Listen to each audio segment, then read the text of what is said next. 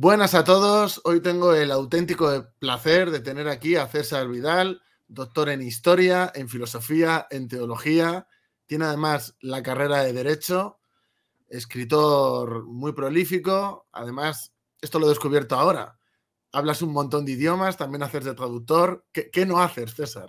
No, muchas cosas, muchas cosas. Hay muchas cosas que no hago y alguna ya me temo que no voy a conseguir hacerla. Hubo una época en que me hacía ilusión pilotar avionetas y no lo conseguí en su momento hace 20 años y ya a estas alturas no creo que lo vaya a hacer.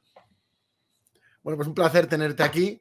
Me he leído tu libro de España frente al Islam, que me lo regaló, yo creo que tu mayor propagandista en España, que es mi tatuador, que sepas que es la persona que más habla de ti a todo el mundo. Y me regaló el libro porque, bueno, es un tema que yo trato mucho y que me interesa y me lo he leído, me ha encantado. Y tengo pues bastantes preguntas que yo creo que el público que me suele ver le gustaría saber tu opinión. En primer lugar, ¿qué te llevó a escribir este libro? Bueno, me llevó a escribir el libro que, por un lado, no existía una monografía que abordara toda la relación de España con el Islam desde la llegada de los musulmanes a inicios del siglo VIII hasta lo que era ya el final del siglo XX, el inicio del siglo XXI. No existía una obra global, por un lado. Esa era una razón. La otra razón es que me parecía que era un tema de enorme relevancia al que no se le estaba prestando atención y que además corría mucho el riesgo de verse sepultado por lo políticamente correcto.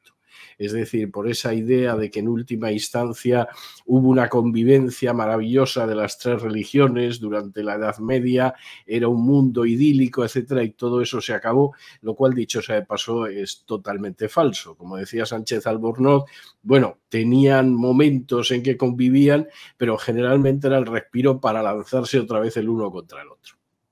De hecho, hablar de este tema, ya enseguida te tachan de islamófobo, solo por hablar del tema sin el relato oficial. Y yo creo que lo que hay en España es mucha gente que tiene islamofilia, es decir, que tienen ese gusto por lo islámico muchas veces fomentado en su propio desconocimiento, porque suele ser también gente como muy de izquierdas que abrazan unas cosas que en realidad van en contra de lo que ellos son y piensan. Bueno, y el problema es cuando eso además entra en ámbitos académicos. A mí me ha tocado escuchar a algún arabista que sin el Islam no se hubiera producido el Renacimiento italiano. Y es para decir, ¿pero qué está usted diciendo? O sea, ¿qué tiene el Renacimiento italiano de punto de contacto con el Islam? O sea, ¿dónde está el Islam en Miguel Ángel, en Leonardo, en Brunelleschi, en Rafael y en tantos otros? O sea, eso es un absoluto disparate. Pero sí es verdad que hay toda una visión islamófila, movida además desde países musulmanes, que intenta explicar cualquier tipo de avance que se ha dado en la historia de la humanidad sobre la base del Islam. Claro, la gran pregunta es si efectivamente todos los avances han venido desde el Islam, ¿por qué esas naciones islámicas no han contado, por ejemplo, con esos avances? Y porque son sociedades que en su mayoría están menos desarrolladas y todos los avances surgen de allí, deberían de ser las más desarrolladas. Sí, bueno, eso no cabe la menor duda. Yo creo que el Islam es una religión medieval, no lo digo en un sentido negativo, es simplemente algo descriptivo. Es una religión medieval en la cual finalmente la sociedad se identifica con la religión y tanto el Código Civil como el Código Penal deriva de esa misma religión. Pasa lo mismo con el catolicismo, lo que pasa es que el catolicismo ha tenido contactos más fuertes con otras corrientes que le han obligado a adaptarse a llegar a eso que se llamaba el ayornamiento en la época del Concilio Vaticano II, que es algo que no ha sucedido jamás con el Islam. Ya que estamos hablando de revisionismo histórico y de, bueno, la ideología que es la hegemónica ahora mismo, pues obviamente se refleja en el mundo académico de la historia. Yo, por ejemplo, en la Universidad de Valencia, que es donde estoy haciendo el doctorado, lo veo mucho, aunque yo estoy contemporánea, pero cuando veo precisamente los posicionamientos que hay sobre medieval, en tu libro dedicas bastantes capítulos a la cuestión de la Reconquista y es una de las cuestiones, bueno, que intentan emborronar y revisar y hacer como si es una cosa que no hubiera existido. Entonces quería preguntarte, para que la gente sepa tu opinión, porque en el libro está muy clara, pero bueno, yo quiero pinchar a la gente para que lean tu libro, pero me gustaría que te escucharan a ti directamente. ¿Qué piensas sobre ese término y el uso del término? Vamos a ver, yo creo que en contra de algún profesor que va diciendo por ahí que llegaron los musulmanes y se fueron adaptando y de pronto se convirtieron en mayoría y establecieron entidades políticas islámicas en España, esto es un disparate, pero es un disparate desmentido por las propias fuentes históricas, es decir, las propias fuentes árabes, por no hablar de las fuentes españolas, dejan muy claro que se produce una invasión. Invasión que en un primer momento no estaba muy claro que fuera a durar, que fuera a perpetuarse. Inicialmente aquí la gente de Tariq y Musa llega para apoyar a los partidarios de Bitiza en contra del rey Don Rodrigo, para saquear todo lo que puedan y para beneficiarse, como en multitud de guerras, y además yo diría como en multitud de guerras de la historia de España, donde los españoles siempre acaban llamando a potencias extranjeras para poder matar mejor a los españoles que tienen enfrente.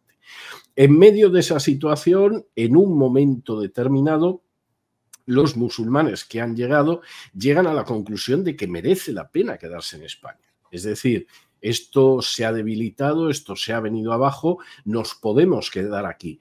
Con discusiones del propio califato, porque el califato no tenía muy claro que efectivamente mantenerse en España iba a ser tan fácil, pero lo cierto es que se mantienen, van avanzando y van avanzando a sangre y fuego, con una ayuda muy grande de las comunidades judías que habían sido terriblemente perseguidas por los últimos monarcas visigodos, y prácticamente conquistan toda España y en un momento determinado hasta rebasan los Pirineos y llegan al sur de Francia. Eso históricamente no tiene discusión alguna, y no tiene discusión alguna que eso se hizo a golpe de espada, como pasa con todas las conquistas. Lo que pasa que los partidarios de los conquistadores generalmente no quieren ver la espada y la sangre, y lo único que quieren ver pues es el edificio que quedó ahí construido y que supuestamente legitima la conquista. Ese es un elemento claro, y ese elemento recibe una respuesta por parte de las entidades políticas que se van creando en el norte de España. Primero un muy pequeñito reino de Asturias, que dará lugar a un reino de León, un reino de Pamplona, un condado de Barcelona. Es decir, ahí hay una serie de entidades que por supuesto que creen en la reconquista y que además plantean una estrategia de reconquista. Cualquiera que vea lo que es la actividad de los primeros reyes asturianos y los primeros reyes leoneses, incluso los primeros reyes de Pamplona, se da cuenta de que hay una estrategia de ir reconquistando poco a poco, y además te lo dicen. Y un personaje como Alfonso III pues se titula Rex Totius Hispaniae, rey de toda España, que evidentemente no lo es, pero que es la meta, es decir, recuperar toda esa España que se ha perdido con la invasión islámica. Yo creo que esto no se puede negar, además se va a mantener a lo largo de los siglos en una constante. Aquí en ningún momento hay la idea de que, bueno, hay una parte del territorio español que se les puede dejar a esta gente, sino que hay la idea de que hay que volver a recuperar todo lo que era ese territorio nacional. E insisto, eso en las fuentes tanto islámicas como hispánicas aparece con una claridad meridiana. O sea que la ideología de la reconquista es innegable, ¿no? Aunque no sugiera el término. Eso no tiene ninguna vuelta de hoja. Además, se utiliza, si acaso, otros términos que nosotros ya no utilizamos porque han quedado obsoletos, pero son muy claros. Es decir, se utiliza repoblación. No población, sino repoblación. Se utiliza presura, es decir, se utiliza una serie de términos que es el hecho de que aquí estamos recuperando una tierra que los invasores nos quitaron y que nosotros vamos recuperándola pedazo a pedazo, palmo a palmo, y eso es evidente, yo diría que desde el siglo VIII. ¿Cuándo, o sea, para ti, cuándo surge España como tal? Porque eso es otra cuestión que también, con esto del revisionismo histórico, no, la reconquista no puede existir porque no existía España, ¿no? Y eso también se va a desmontar. Yo creo que España como tal surge con los visigodos. Es la primera vez que existe un gobierno de carácter nacional que tiene además una capital y que se ve como una nación. Y además se ve como una nación en la que han intervenido varios elementos formativos. Cuando Isidoro de Sevilla que además llegó a santo, escribe las famosas Laudes Hispaniae, las famosas alabanzas de España. Él comenta cómo esa España es una España en la que ha habido un elemento de carácter romano, ha habido un elemento de carácter cristiano y ha habido un elemento de carácter gótico. Y esos tres elementos son los que han conformado a España. La población hispano-romana original, el cristianismo y el hecho de que en un momento determinado llegan los godos. Y a continuación Isidoro se pone a hablar de lo bien que se está en España, porque tiene un clima estupendo, porque los campos son fértiles, etcétera, etcétera. Pero ahí existe un sentimiento nacional que no se puede negar en absoluto. Yo creo que aparece ahí. Creo que eso explica la idea de reconquistar y de reunificar. Es decir, los reyes que van presionando hacia el sur a los invasores musulmanes van intentando también trazar alianzas matrimoniales que permitan una mayor extensión. Hay que tener en cuenta que en un momento determinado se forma una corona de Aragón sobre la base de un reino de Aragón y de un condado de Barcelona. Nunca hubo una confederación catalano-aragonesa o algo parecida, una corona de Aragón donde efectivamente hay una unión matrimonial que permite avanzar esa reconquista. Y el último episodio se da cuando en un momento determinado tiene lugar el matrimonio de los reyes católicos que permite la unión de la corona de Castilla con la corona de Aragón, con la idea de que sus descendientes además van a unificarse también con la corona de Portugal.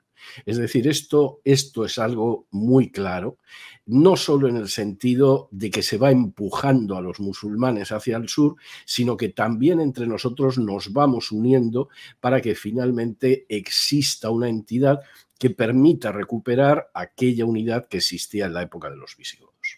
Sobre los visigodos también se tiende a hacer de menos, sobre todo por la inestabilidad política de los últimos reyes, pero lo pintan como algo decadente y que se caía por su propio peso y que realmente los árabes son los que vertebraron al final esa ruina que había aquí en la península, pero no es cierto. O sea, tú te pones a ver el desarrollo cultural, por ejemplo, Isidoro de Sevilla, cómo era la propia cultura, cómo era mínimamente hasta las iglesias, o sea, cómo fueron evolucionando y cómo se desarrollaron y cómo vertebraron aquí el reino. Y a mí no me parece que fueran tan decadentes. Toda la sociedad llega un momento en que entran en decadencia, pero pintarlo como que era la anarquía y que eran unos bárbaros y que estaban todo el día guerreando y que no había estabilidad, yo creo que tampoco es hacer honor a la verdad.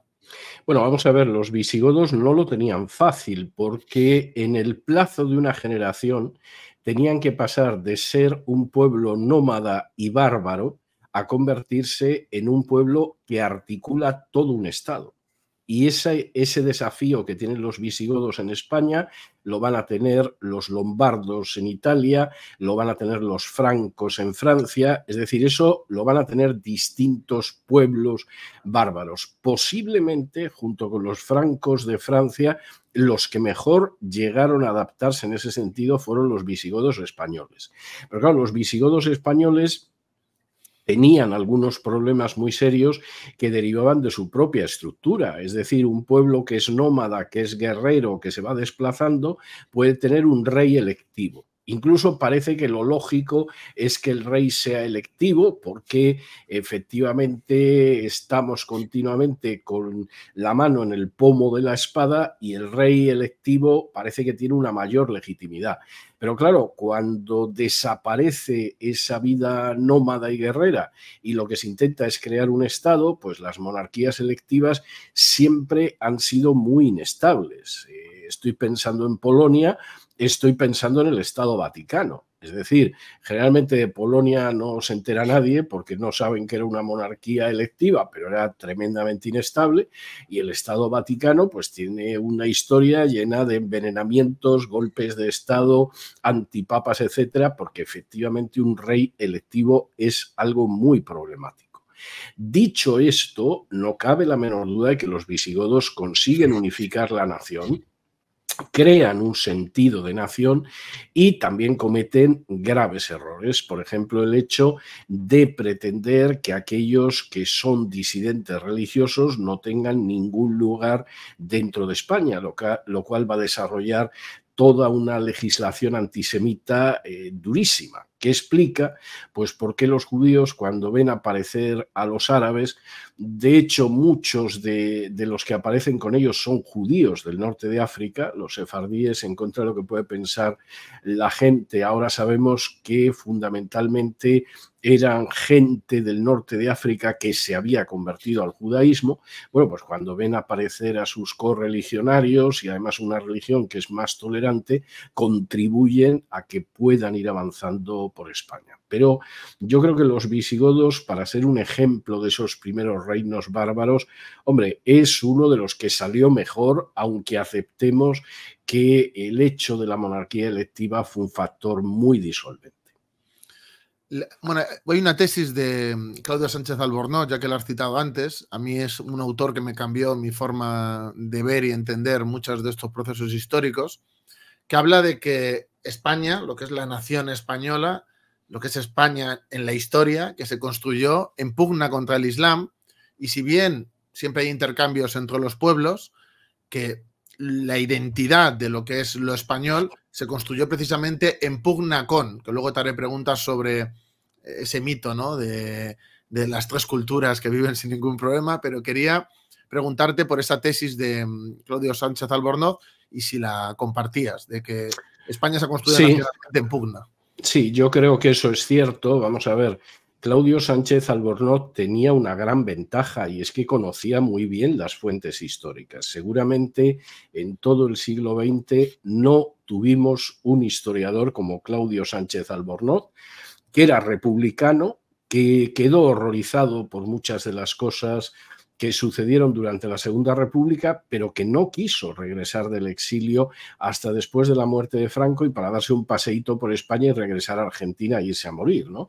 Pero Sánchez Albornoz es un historiador de primerísimo nivel, en una época en que había otros que también eran de muy buen nivel, como era el caso de Ramón Pidal, y en este sentido yo creo que él acierta totalmente en lo que dice.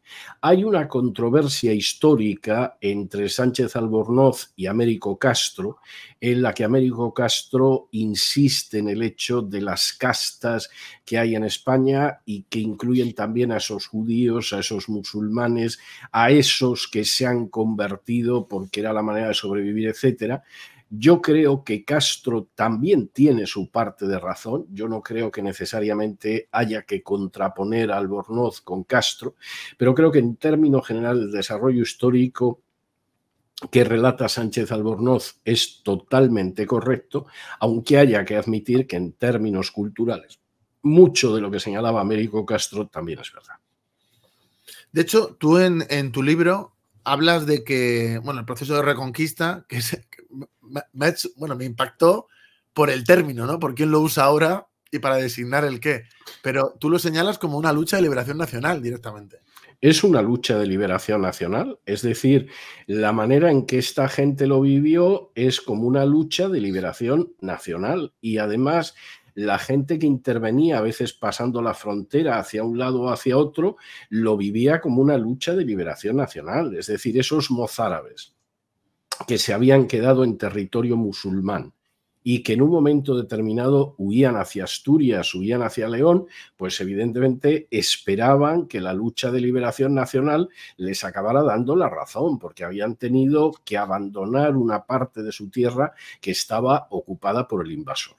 Todo esto no significa que no puedas reconocer los grandes aportes culturales del Islam español. Es decir, Claudio Sánchez Albornoz tiene 2 volúmenes dedicados a la España musulmana que son insuperables y que es una gran antología de fuentes árabes describiendo lo que es esa España con sus luces y con sus sombras. Yo creo que eso es algo que tenemos que asumir como algo propio, como algo nuestro también.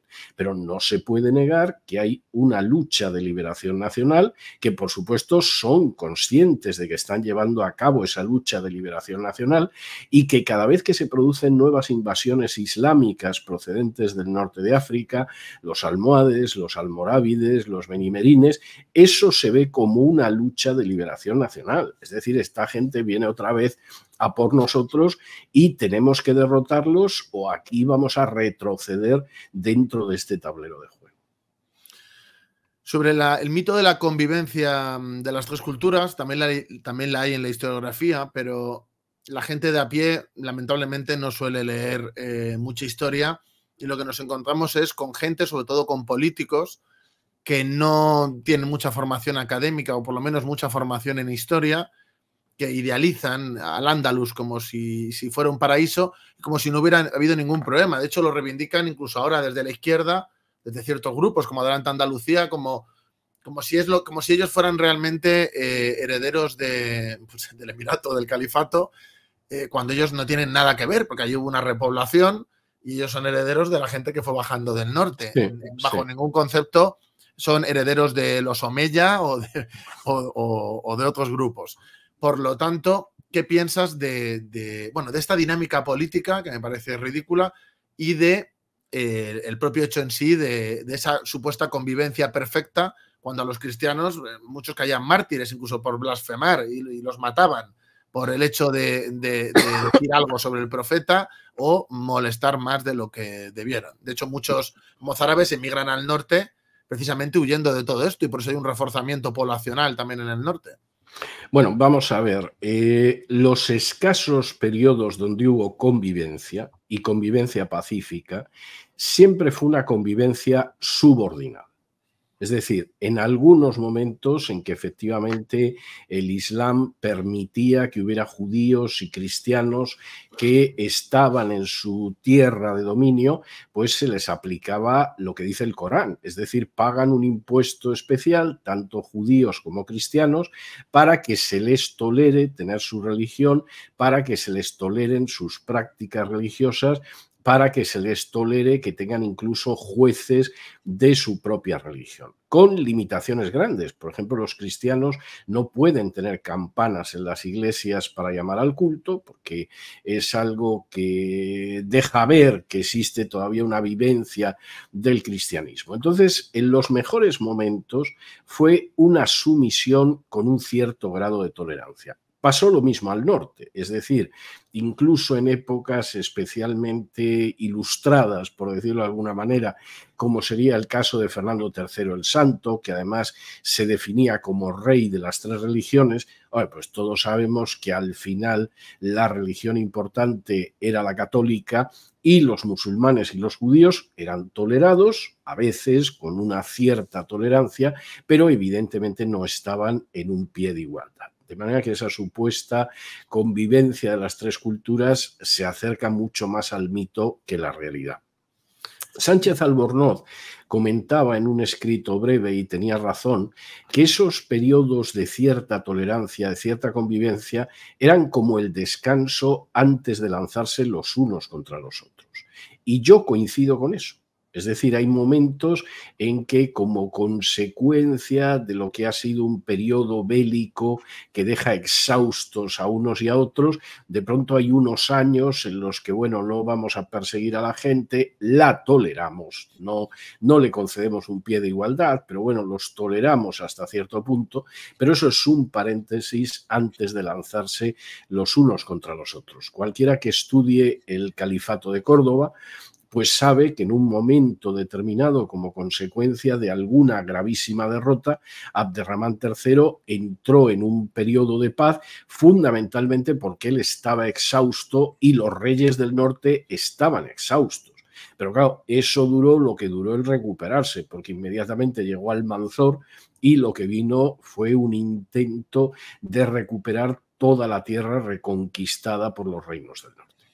De hecho, en un capítulo hablas de política no pocas veces genocida contra los cristianos, ¿no? De cuando acababan esos periodos y tenían que arreglar lo interno, de que con las categorías que hoy en día la gente a nivel política, social, etcétera, que en muchos casos sería señalado como algo cercano al genocidio. Sí, no, eso es cierto. Es decir, hay momentos, sobre todo cuando se producen las invasiones procedentes del norte de África, donde la gente forzosamente, como no se convierta al Islam, lo puede pasar muy mal. Y cuando digo que lo puede pasar muy mal, es que lo puede pagar con su vida. Y es algo que no se limita a los cristianos, sino que también se extiende a los judíos y se extiende a algunos musulmanes ilustrados como Ibn Rushd, como Averroes. Es decir, Ibn Rushd era un personaje de enorme relevancia como filósofo, como científico, incluso como místico, y cuando ve que le empiezan a quemar los libros, dice: yo no me quedo aquí y me marcho, y decidió marcharse al norte cristiano, porque tenía más garantías de que no le hicieran nada que si se quedaba entre sus correligionarios. Pasó lo mismo con el judío Maimónides. Pues uno puede pensar lo que pasó con tantos cristianos anónimos que ni siquiera podían refugiarse en su talla intelectual. Bueno, para el que luego vea el libro, trata el Islam desde que llegan, desde la propia esencia hasta época contemporánea, pero hay ciertas cuestiones que sí te quería preguntar. No voy a preguntar por otras cosas que a mí personalmente me gustaría, como las Navas de Tolosa y otras cuestiones de enfrentamientos, pero hay ciertas cuestiones que sí me gustaría que dieras tu opinión. Entre otras, la vocación universal que tiene el Islam y si es una religión o no, que de hecho de eso se habla mucho, si es una religión o no de conquista. Bueno, yo creo que los dos aspectos son correctos, es decir, el Islam tiene una vocación universal. Inicialmente no es así. Yo dedico todo un capítulo del libro a la propia evolución de Mahoma, pero en una biografía de Mahoma que se llama Mahoma el Guía, yo he ido estudiando las variaciones que se van produciendo en la vida de Mahoma. El Mahoma de los primeros años es un predicador que dice que el fin del mundo está cerca, que es pacifista, que lo pasa muy mal porque no solamente no le hacen caso, sino que se burlan de él y lo maltratan. Y ese Mahoma cambia radicalmente cuando le ofrecen irse a Medina, y en Medina él se convierte en un caudillo y se convierte además en un general con una capacidad militar no pequeña. Y entonces el Islam, que es el anuncio para los árabes, con un libro en árabe que insiste en que el fin del mundo está cerca, que hay que arrepentirse, que hay que cambiar la forma de vida, y que además hay que hacerlo de manera pacífica, se transforma en una religión de expansión y en una religión de expansión a través de la espada. Yo creo que la mutación que se produce en la vida de Mahoma es tremenda. Lógicamente, el Islam que llega a España pues no puede ser el de los primeros años de Mahoma. Llega ese Islam de expansión universal que ya se ha extendido hasta la India, que se ha extendido por el norte de África y por Oriente Medio, y que salta el estrecho de Gibraltar, pues encantado de la vida. Y lógicamente además con una idea que ya está muy definida, en el sentido de que el mundo se divide entre la casa del Islam y la casa de la espada. Y en este sentido, si estás en la casa del Islam, en el Dar al-Islam, pues evidentemente puedes esperar una vida pacífica en tu sumisión a las enseñanzas del Rasul Allah, del enviado de Allah. Y por el contrario, si estás en el Dar al-Harb, en la casa de la espada, pues ya te puedes imaginar que lo que te viene encima es la espada. Esto no tiene discusión alguna, esto es algo que históricamente se ha producido una y otra vez. Y esto es algo, bueno, pues que en algunos momentos se detiene, o porque ya toda la nación está islamizada y lógicamente no hay nada que conquistar, o porque hay unas fronteras fijas que hace absurdo el que intentes invadir al país de al lado. Es decir, se produce una estabilidad por la propia estabilidad. Yo, incluso hablando con musulmanes a pie de calle, es decir, no gente de grupos radicales ni nada por el estilo, Yo, hablando con ellos, saco unas conclusiones parecidas a las que sacaba Oriana Fallaci con el tema del Islam a la ofensiva, de que no iban a parar, de Eurabia, etcétera, etcétera. ¿Por qué el Islam no renuncia a conquistar esos territorios o a reconquistar esos territorios? Y sin embargo, por ejemplo, yo no veo grupos cristianos pidiendo recuperar Constantinopla, ni haciendo, bueno, pues recuperar todo el espacio del Magreb era cristiano antes. ¿Por qué esa diferencia? Bueno, yo creo que va por barrios. Yo no creo que en estos momentos España estuviera por la labor de recuperar el norte de África. Sinceramente, no me parece que la población esté por ahí. Pero, por ejemplo, tú hablas con poblaciones del este de Europa y la idea de recuperar Constantinopla o recuperar determinadas partes que ahora están geográficas, que ahora están bajo el Islam, sí están presentes. Sí, Lo pues que yo, primera pasa noticia, ¿eh? Sí, hombre, lo que pasa es que son grupos muy pequeños. Entonces, claro, un griego que te cuente que hombre, no va a organizar una cruzada contra el turco, ¿no? Pero que sueñe con que un día efectivamente volvamos a Constantinopla, etcétera, eso es algo que de manera confesa yo diría que llega hasta la Primera Guerra Mundial. Y a partir de la Primera Guerra Mundial ya es muy difícil porque los grandes imperios cristianos se desploman, es decir, desaparece Austria-Hungría, desaparece Rusia, el imperio ruso, desaparece el imperio alemán y entonces esa posibilidad de recuperar los estrechos, que era un sueño de los ortodoxos, desaparece y se impone el realismo. O sea, esa es la historia que hay. Pero claro, en el caso de musulmanes que llegan a España, yo creo que tienen que llegar a la conclusión de que en unas 2 generaciones se han plantado en Granada y yo lo puedo entender. O sea, lo puedo entender. Puedes pensar, pero esto es una locura, esto es un disparate, ¿en qué piensa esta gente? Todo eso es correcto. Pero efectivamente sí, es algo que está ahí, entre otras cosas, porque se supone que cualquier territorio conquistado por el Islam no se puede renunciar a él. Y entonces, aunque en un momento determinado se haya producido un retroceso, pues teóricamente hay que esperar al momento en el que vamos a poder reconquistar ese territorio que conquistamos en su día. Eso en Europa es imposible de ver, yo creo que entre otras cosas porque la aventura colonial europea no acabó bien y en términos morales todavía menos, pero sí es algo que está presente en el caso del Islam, sí, sin duda. Quería preguntarte también, que en el libro lo desarrollas, por la cuestión que ahora cada vez está más, bueno, de más actualidad. El tema de la presión de Marruecos, Ceuta, Melilla, Canarias, el tema de la... Bueno, es que está habiendo cada vez más inmigración de esas zonas, tienen más hijos, tienen redes de asociaciones religiosas que controlan a gran parte de la población que hay aquí. Al final es un problema porque tú en el libro lo dices, si hubiera un intento, una especie de marcha verde, claro, ¿cómo lo frenas? Si la mitad de la gente o más van a ser de Marruecos. O sea, tendría que haber alguien en el gobierno que tenga las cosas muy claras y esté dispuesto a aceptar consecuencias de arrasar con eso para poder mantenerlo. Yo con un Sánchez, yo no me imagino que eso es viable. Bueno, ni con un Sánchez, ni con un Feijóo, ni con un Rajoy, ni con otro. Vamos a ver, el libro de España frente al Islam, yo creo que tiene más o menos 20 años, año arriba, año abajo. Traza hasta esa fecha todo lo que ha sido la política muy agresiva de Marruecos contra España y señala que es el primer problema de seguridad y defensa de España. Bueno, pues en estos 20 años yo no puedo decir que me equivoqué. O sea, lo único que puedo decir es que me quedé corto. Si acaso me quedé corto porque la invasión demográfica entonces casi estaba empezando.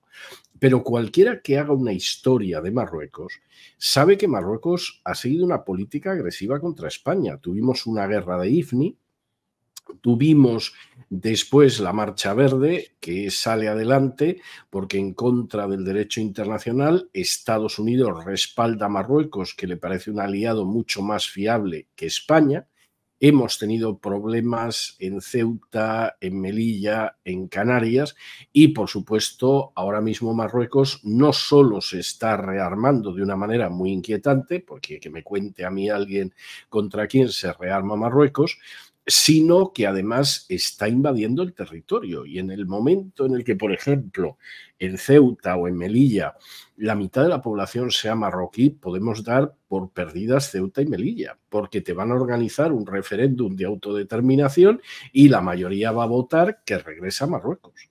O sea, esto es algo que está más claro que el agua. ¿Qué pasa en el caso de los políticos españoles?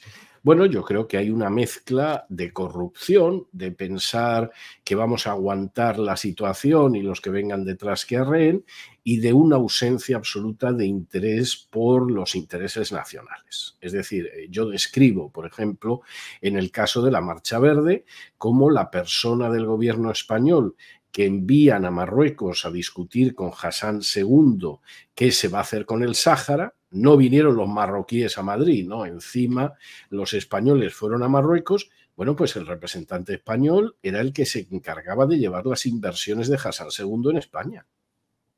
O sea, ¿verdaderamente alguien piensa que un ministro que se dedica a llevarle las inversiones a Hassan II en España va a poner pie en pared para defender el Sáhara? Es imposible. Y esto ha seguido. Y no hay nada más que ver la cantidad de políticos que tienen una casa impresionante en Marruecos. Felipe González tenía una de las casas más bonitas que yo he visto en mi vida. Creo que se ha deshecho de ella, pero era de una belleza en cuanto al diseño verdaderamente extraordinaria. Y la cantidad de periodistas que están sobreados por Marruecos. O sea, basta buscar en Internet periodistas a los que Marruecos condecora casi todos los años, etcétera, y comprendes perfectamente porque todas las noticias en España, en vez de alertar del peligro marroquí, nos dicen eso de que estamos condenados a llevarnos bien, etcétera. Bueno, estaremos condenados a llevarnos bien, pero no a dejarnos sopapear por una monarquía teocrática que hay al otro lado del estrecho. El libro tiene 20 años, que lo acabo de comprobar.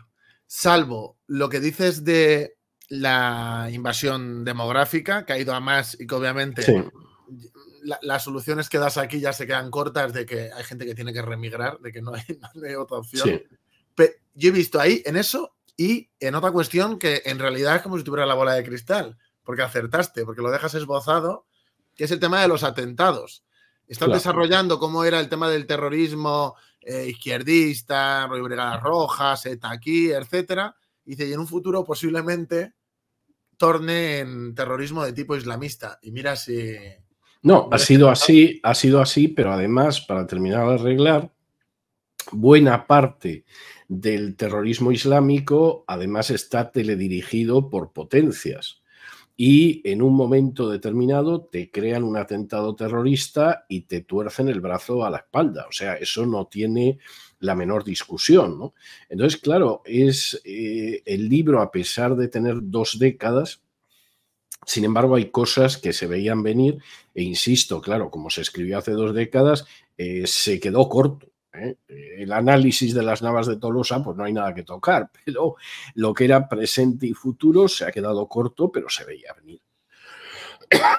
9ª edición este libro, ¿eh? Tuvo bastantes más ediciones, yo creo que llegamos cerca de 20 ediciones. Pero esas en pasta dura, luego creo que salieron 2 o 3 en bolsillo. Sí. Y todo lo demás, pero a mí me parece que era un libro muy oportuno en su momento y muy actual, pero creo que ahora mismo sería tan oportuno y tan actual como entonces, y lógicamente habría que actualizar algunos aspectos, por ejemplo, que en un momento determinado un señor que se llama Trump decida que da por buena la invasión del Sáhara por Marruecos. Y tú dices, pero vamos a ver, esto es contrario al derecho internacional.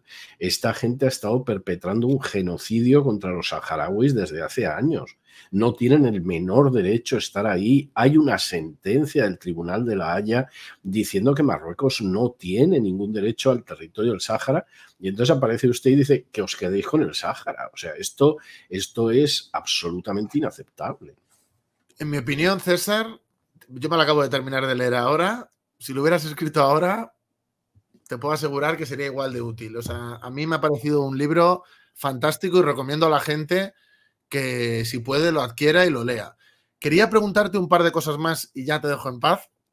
Bien. Que además quiero Sí, agradecer. porque me has pillado en un día con un trancazo espantoso que voy como puedo. O sea, llevo la voz casi reptando, ¿no? Pues yo te lo agradezco el esfuerzo y lo digo para que la gente lo sepa, porque entre los problemas técnicos de horario y de salud ha sido un verdadero éxito la charla.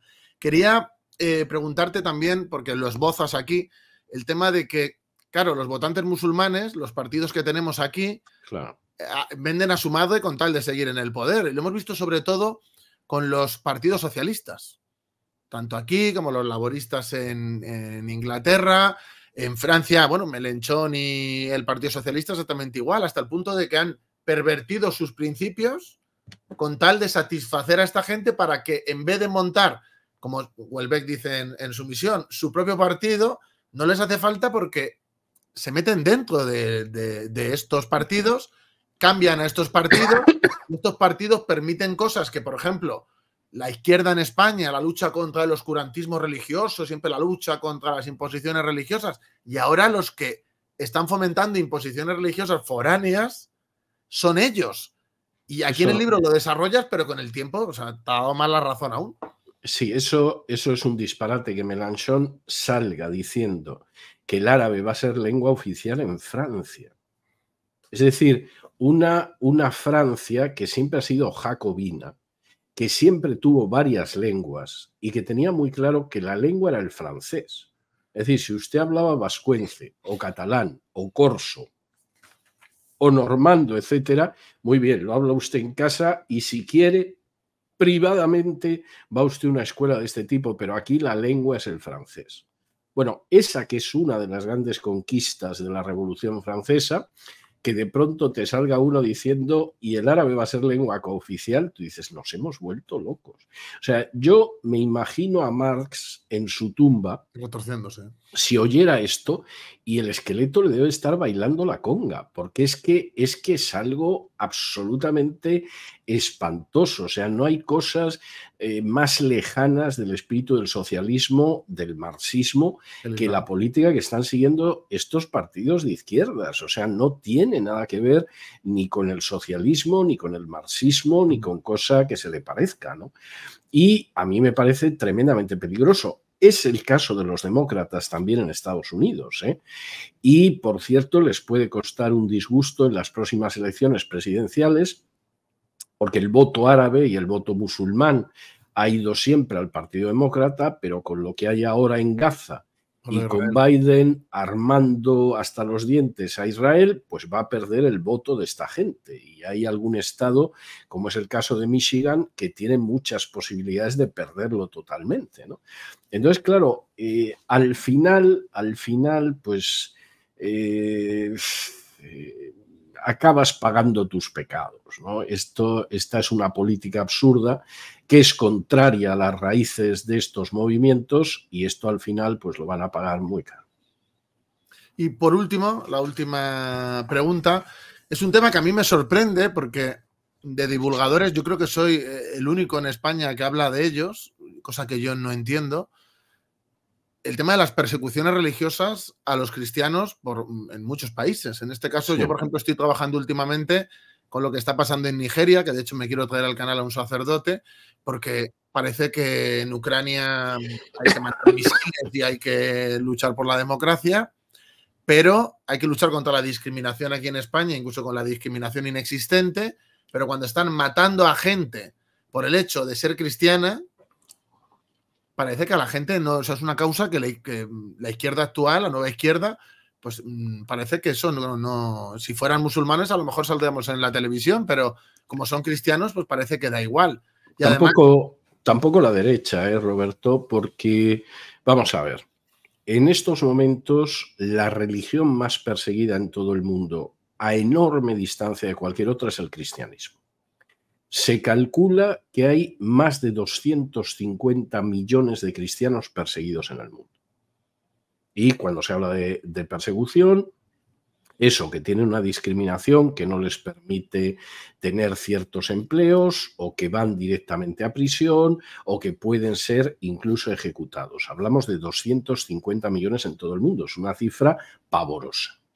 Bien, como tú muy bien decías, de pronto se produce un acto de intolerancia contra un musulmán, lo vamos a ver hasta en la sopa, nos van a contar que tenemos que ser tolerantes hacia los musulmanes, que esto no se puede permitir, que eso es algo que no puede ser, etc. Hay un acto de discriminación o un acto de agresión contra un judío. Bueno, pues tenemos artículos por todas partes, no volvamos al nazismo, el antisemitismo es un peligro, etc. Yo no tengo nada en contra de que se denuncie el antisemitismo o se denuncie la islamofobia. Me parece bien, porque yo creo que a una persona no se la puede discriminar ni se la puede perseguir por la religión que tenga o por las ideas que tenga o por las que deje de tener. Pero si estamos hablando en números reales, hay un olvido absoluto, un colocar debajo de la alfombra de centenares de millones de cristianos que se juegan literalmente la vida por ser cristianos. O sea, y esto es una realidad y hay un silencio absoluto. Y es un silencio vergonzante y vergonzoso. Pues muchas gracias, César, por esta conversación que nos has dado. Valoramos mucho el esfuerzo de que hayas estado aquí durante tanto tiempo. Recomiendo encarecidamente el libro, da igual que tenga 20 años, y a César le podéis seguir en Twitter y le podéis seguir también en La Voz de César Vidal. Y recomiendo especialmente... Y en cesarvidal.tv también. Y cesarvidal.tv. Así que muchas gracias, César.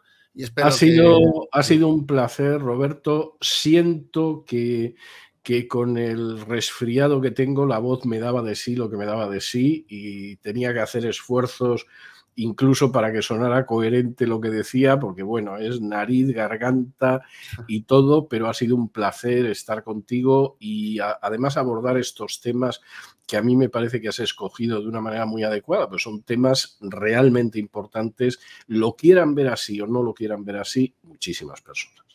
Pues muchísimas gracias, César. Un placer.